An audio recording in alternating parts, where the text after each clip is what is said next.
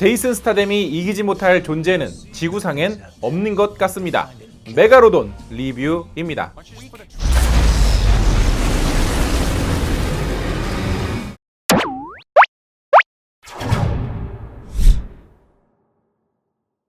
해저 관측 프로그램의 일환으로 마리아나 해구 저 밑바닥 심해 해저층을 조사하는 탐사 대원들, 그들은 의문의 존재에게 습격을 당하고 마는데요. 이에 심해 구조 전문가는 아니고 사냥 전문가 같은데, 아무튼 인양반이 탐험대를 구조하러 나섰다가 메가로돈까지 바다 위로 끌어올리게 됩니다. 온갖 민폐 캐릭터들 사이에서 혼자 고군분투하는 제이슨 스타뎀이 본격 불쌍해지는 영화, 액션, SF 괴수 영화입니다. He's kind of got a negative attitude.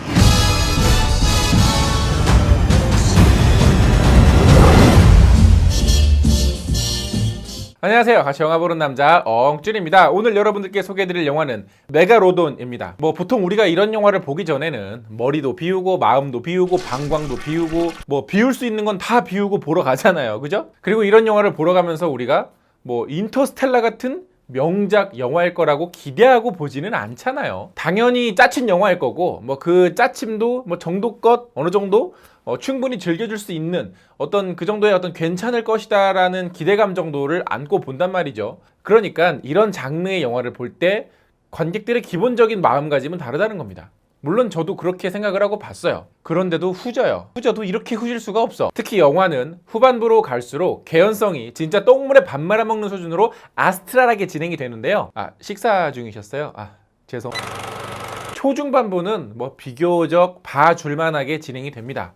물론 이제 보다 보면 제가 굳이 저기서 나올 필요가 있나? 쟤는 필요도 없잖아. 아니 쟤는 갑자기 왜 저기서 저라고 앉아있대? 라는 생각이 계속 들기는 하지만 어찌됐거나 나름대로 설득력이 있게 이야기가 진행이 돼요. 초중반부까지는. 그런데 이게 가면 갈수록 쟤는 진짜 아무리 생각해봐도 쟤는 정말 필요가 없는 앤데, 그럴 거면 쟤는 대체 여기 뭐하러 온 거지? 아니 쟤는 도대체 하는 역할이 뭐야 쟤? 이거 진상도 적당히 부려야 진상으로 인정을 해주지 이건? 라는 여러 가지 잡생각들이 영화가 끝이 날 때까지 우리의 뇌를 괴롭힌다는 얘기죠. 아무 생각 없이 뇌를 비우고 보고 싶지만 그렇게 만들지가 않아요. 이 영화는 머리를 비우고 볼 수가 없는 영화라니까요. 기대도 안 했지만 비장함도 없고 섬뜩한 것도 없고 잔인한 것도 없거니와 불필요한 유머들이 오히려 사람들을 불편하게 만들어요. 방금 전에 같이 일하던 동료가 친한 사람이 죽었는데 주인공들은 농담하고 앉아있어요. 이게 딴에는 완급 조절한답시고 넣은 거겠지만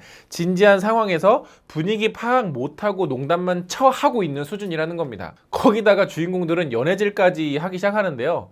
그게 되게 재밌고 자기들끼리 깨가 쏟아지나 봐요. 비슷한 성향의 영화들이 있습니다. 바로 드웨인 존슨의 영화들이 그런 건데요. 드웨인 존슨의 영화들도 사실 대단한 명작, 대단한 걸작 영화들은 아니잖아요. 정말 전형적인 팝콘 무비들을 주로 만들어 오고 있거든요. 진짜 말 그대로 별 생각 없이 볼 수 있는 영화.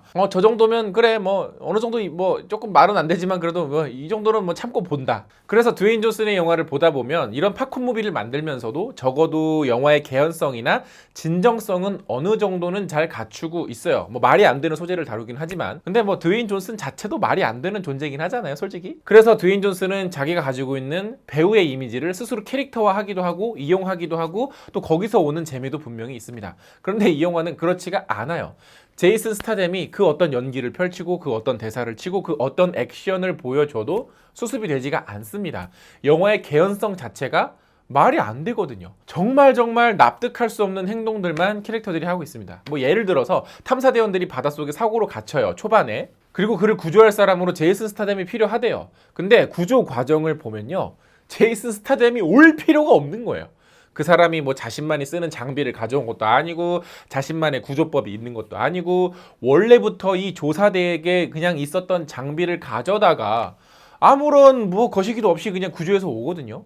사람이 바닷속에 갇혀있는데 멀리까지 가서 이 주인공을 데려올 이유가 애시당초 없다는 거예요. 그리고 주인공은 메가로돈에 대한 특징을 대체 어떻게 그렇게 잘 알고 있는 걸까요? 제대로 본 적도 사실 없으면서. 그리고 오프닝에서 폭발하는 잠수함은 왜 공격을 한 거고 모르겠어요. 그냥 다 말이 안 돼요.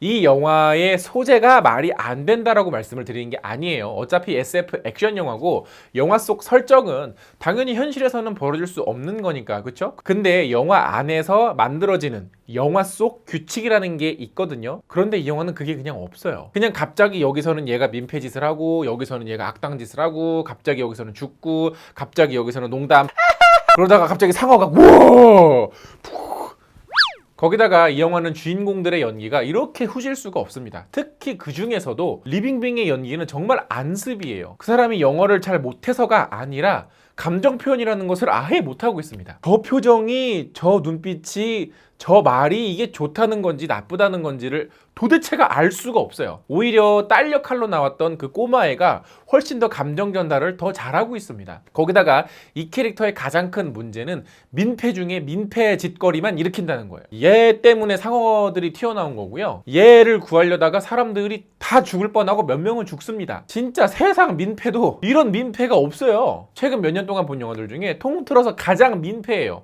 그런데 아무도 얘한테 뭐라고 안 해요. 아무도. 거기다가 제이슨 스타뎀하고 눈 맞아가지고 이렇게 뭐 연애지라고 그러고 앉아있습니다. 도대체가 무슨 개념으로 이런 캐릭터를 만들고 써먹었는지 알 수가 없습니다. 근데 뭐 양 옆에 뭐 뒤에 앉은 초등학생 친구들은 굉장히 재밌게 잘 보더라고요. 근데 뭐 초등학생들은 뭐 큰 괴물 막 공룡 막 상어 이런 게 나가지고 사람들 잡아먹고 이런 걸 왜 이렇게 좋아하는지 모르겠어요. 이런 잔인한 남의 자식들. 그럼 이런 영화에서는 어떤 걸 기대하고 볼까요? 바로 액션이겠죠. 뭐 다 별로고 별로여도 그래 뭐 액션 하나 정도는 재밌네 정도는 있어야 뭐 표값이 생각이 나진 않잖아요. 그죠? 그런데 없어요. 쥬라기 월드가 훨씬 낫고요. 모사사우루스가 더 무서워요. 차라리 쥬라기 월드 스피노프로 모사사우루스라는 영화를 만들면 차라리 나았을지도 몰라. 아니면 그냥 옛날 영화 중에 뭐 딥블루시를 보신다거나 애시당초 처음부터 탄생부터 B급 영화였던 샤크네이도를 보세요. 그런 영화들은 일부러 어떤 그런 짜친 맛으로 보는 그런 B급 영화의 참재미라도 있지 안 그래요? 네. 아니면 신과 함께 2편을 보시면 거기도 이제 모사사우루스가 나오니까 그걸 보시는 게 차라리 낫다라는 생각도 듭니다. 자, 이 영화도 마찬가지로 제 유튜브 커뮤니티에서 여러분들의 댓글을 받아봤는데 그거 한번 같이 읽어보면서 이야기를 나눠보도록 하죠. 철파쿠루님께서는 제발 영화는 직접 보고 판단하세요. 그저 중국 자본이 투입된 이유로 망작이라 평가하신다고요? 현명하십니다. 전 현명하지 못했네요. 그러니까 이런 영화들이 자꾸 나오면 나올수록 중국 자본이 들어간 영화에 대한 편견이 더 강해지고 두꺼워질 수밖에 없는 겁니다. 제발 헐리우드 제작자, 작가분들은 정신 차리고 좀 시나리오 좀 잘 좀 쓰셨으면 좋겠어요. 페이님께서는 메갈은 불편하니까 빼주세요. 로돈. 두음 법칙 쓰세요. 종북 빨갱이세요. 노돈. 노는 빼고 주세요. 왜냐하면 노는 일배충 같으니까. 돈. 페미니즘은 돈이 된다. 원래 로마자 표기법으로도 메갈로돈이 정확한 표현인데 뭐 다들 아시겠지만 그런 뭐 논란을 좀 피하고 싶었는지 메가로돈이라고 지었죠. 그냥 차라리 원래 제목대로 더 매그라고 하지 그랬어. 요GK님께서는 마리아나 해구에서 나온 상어가 해수욕장 광고하려고 중국까지 올라가는 영화, 중국까지 얼마나 먼지 지도로 찾아보시면 기가 막힐 겁니다. 이건 뭐 인디펜던스 데이 2에서 지구만한 우주선을 사람들이 걸어 올라가는 거랑 거의 맞먹는 수준인데. 간지철철님께서는 샤크네이도가 더 재밌음. 랍킹님께서는 상어가 나오는데 그게 거대 상어래. 근데 뭐 어쩌라고. 아라곤님께서는 딥블루시가 재밌는 영화였네. TV 타우리님께서는 제이슨 스타뎀과 리빙빙의 래쉬가드 광고.